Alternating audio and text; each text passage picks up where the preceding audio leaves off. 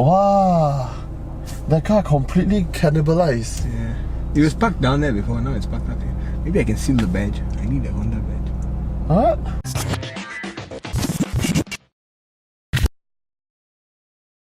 So we're in another facelift of the Yes. Oh, second facelift. Second facelift. Second time we drove it was a night review, wasn't it? Night review. That was the first facelift. That was the 2017 facelift. They painted the roof black.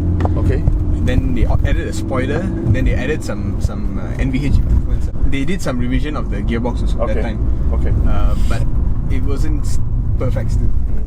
This time, this is with GD money with X70 funding. This post GD facelift. Yeah, so you can see a lot of major differences. Quite. I personally, to me, it's called major. The first one is like an update. This is a proper facelift. Okay. So you still get the black roof and the spoiler, and I think antenna, the shark fin antenna. But the looks are changed a little bit, especially at the back. Yes, the looks on the outside is the most apparent because that boot lid now has that big plastic glossy black color glossy thing. Yeah, some people like it, but it looks very, very futuristic compared to the previous one. Okay, this is the most apparent feature of the facelift on the outside. Is the rear panel. Yeah, but there's also bumpers. Okay, bumpers. Front, back. Those are a bit harder to spot. I didn't realize them. Yeah. There are other changes as well. We'll get into it afterwards.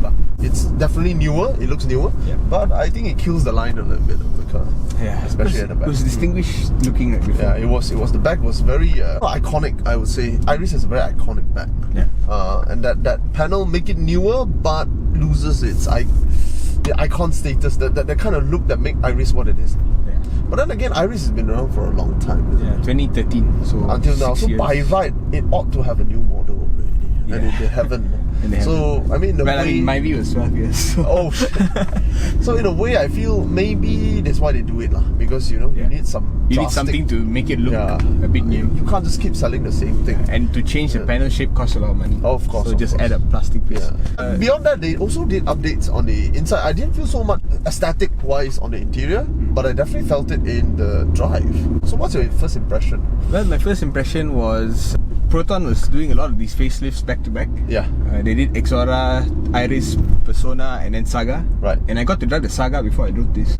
My first impression was, why did Proton move from CVT to 4-speed auto in the Saga? Okay. Because they changed gearbox. They got a Hyundai gearbox. Okay. Like Picanto gearbox, in fact. Okay. Oh, they wow. put it in. Okay. So that to me made so much sense. So why were they still putting using the CVT here? Okay. Then I found out that all the teams on each model in Proton are competing against each other. Oh, this is internal competition. That's very Geely style. Yeah, this is Geely style of doing things. There's this internal competition where if you can justify the changes you're going to make, the parent company will give you the funding to do it. Okay.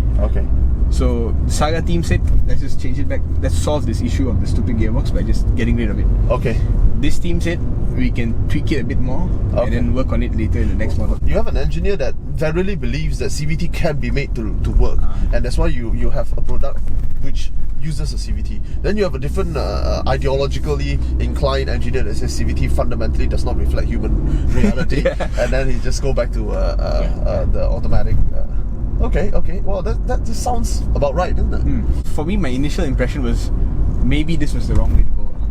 Putting a CVT. Okay. This segment to me is where the competition is the most intense, because you have the Myvi basically dominating as your first family car, as your first university student car, unless you got no money for it. Then your Axia is your first family car. So this was where they could really give you spec for spec with Myvi, and for the first time give Myvi some competition, because it has gotten away with more than a decade of dominating the segment, and yet they didn't decide to make that jump back, which means the Myvi has another 3-4 years of competition-free lifestyle.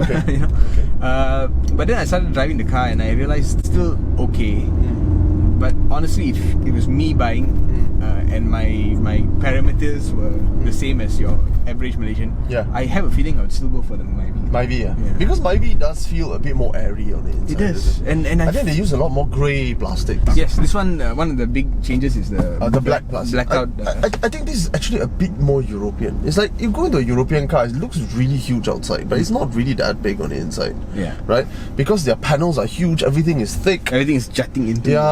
What else Myvi is a very Zen-ish Japanese concept. Very minimalistic. You know, it intrudes into your space as little as possible. It's not in your face, right? The whole design philosophy of the It's Myvi very different. is different. Yeah, it's very, very different. So ultimately, it's what you want, lah.